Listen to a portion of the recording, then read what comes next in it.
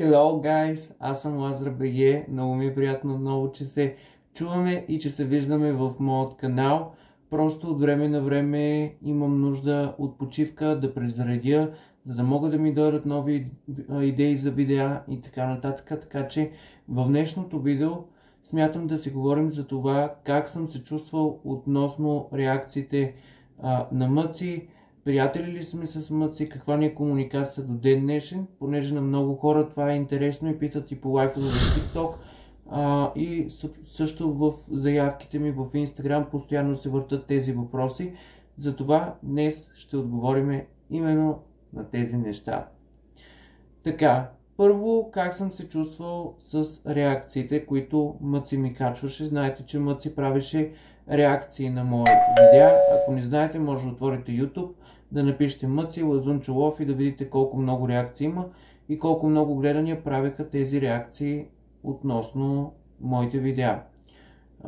Така, значи как се чувствах относно реакциите? Когато се качи първата реакция, аз мисля, че съм ви споменавал в едно или две видеа. Когато се качи първата реакция, тя се качи вечерта и съответно на другата сутрин, когато си отворих Инстаграма, когато си отворих Фейсбука, защото всяка сутрин преди училище обичах, като се събудя, да си преглеждам социалните мрежи. Първото, което отворих, беше Инстаграма ми, като видях там, че имам някакви 5000 последователи. Буквално аз имах 1000, викам откъде с тия 5000 последователи. Гледам такова, не мога, викам да повярвам, какво става. И съответно по едно време ми изкача notification, нали, че има качено ново видео. И поглеждам кой е качил ново видео, гледам се аз на корица на видео на Мъци. Можете ли да си помислите, аз на корица на видео на Мъци, на което пише новото гадже на Сузанита. Отварям го това видео, човек, сутринта преди училище и гледам. Това видео е гръмнало. Това видео имаше някъде 100 000 гледания за около 10-15 часа. Хората отдолу се заливат. Ов, то ли ма умник, ов, то ли е новото гадже на Сузанита. Отивам в училище постоянно. Ов, ти ли си новото гадже на Сузанита, ох, ти ли си новото гадже на Сузанита, ти ли си новото гадже на Сузанита, при което по едно време на мен почнах да се потрисам и ми стана тъпо и се избягах от часа, който ми беше останал в училище, за да се прибера вкъщи, защото наистина на мен ми стана адски тъпо да ме бъзикат с това цялото нещо. И тогава беше първият път, в който усетих, че се чувствам едно такова сконфузно. Не ми е много приятно да ме бъзикат по този начин. После излизаха реакции след реакции, реакции след реакции, реакции след реакции, в които аз пак се чувствах тъпо. Беше стигнало до там да го заплашвам Мъци, че ще го съдя, че да изтрия видеята, че не знам какво ще му се случи. Бях тръгнал да го заплашвам, просто за да може да приключи с тези реакции, защото на нашите и на мен се отразяваха адски тъпо. Родителите ми от тези реакции просто ме навикваха. Всеки път, когато Мъци качеше реакция, родителите ме навикваха: ти няма ли да спреш вече с този YouTube? Ти на колко години си, как се занимаваш с този YouTube? Виж какво става, виж това постоянно снима реакции за тебе, хората навънка, с това ли ще ни излагаш? Това ли ще си кажат хората за нас? При което аз тръгнах да пиша на Мъци, нали, да го заплашвам, че трябва да ги свали тези видеа и така нататък.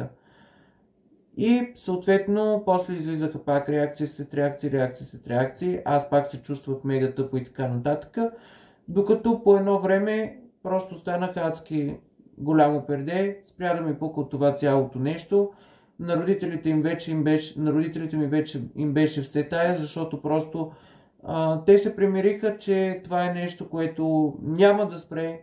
Нали, ако самия хикс човек, който правеше реакции, в случая Мъци, не пожелае да спре, то няма да спре.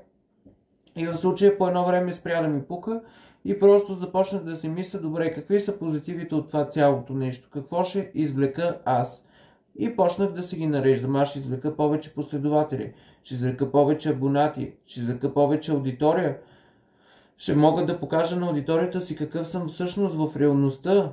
И просто като си ги написах всичките тези позитиви, си казах, че тази аудитория мога да използвам наистина в нещо полезно за бъдеще, което на мен да ми се отрази подобаващо и аз да мога, нали, да вадя позитиви и да изкарвам пари от това цялото нещо. Така че имаше две гледни точки. В един момент реакциите ги приемах адски зле, беше ми адски неприятно, заплашвах го Мъци да ги изтрие заради родителите ми, защото и на тях им беше неприятно. Също така имаше моменти, в които аз бях пълно перде и просто гледах, нали, да взема плюсовете от това цялото нещо и да извлека всички плюсове от това цялото нещо. В същото време на мен ми беше готино, защото хората ме срещаха по улицата, снимаха се с мен, разпознаваха ме и ми беше тъпо по едно време и си викам, окей бе, той когато спре с всичките тия реакции, хората вече ще спрат да ме познават и ще спрат да ме поздравяват по улиците и да трупам такава популярност. И аз затова по едно време станах такова перде, защото си викам, окей, това нещо, когато спре хората, дали така ще ме разпознават по улиците, дали така ще искат да се снимат с мен и така нататък. Да, относно това, дали сме приятели с Мъци до ден днешен, не сме приятели с Мъци до ден днешен, водиме бегла комуникация в TikTok за някакви неща, но нямаме пряк контакт с него, не сме се карали, не е имало конфликт помежду нас, просто не сме в никакви отношения на този етап, ако това супер много ви интересува. Така че, да. Това бих казал, че е днешното видео. Надявам се да ви било интересно. Надявам се да сте могли малко повече да разберете за това как съм се чувствал по времето на тези реакции. И ще се видим в следващото клипче. Довиждане и до нови срещи. Чао, чао!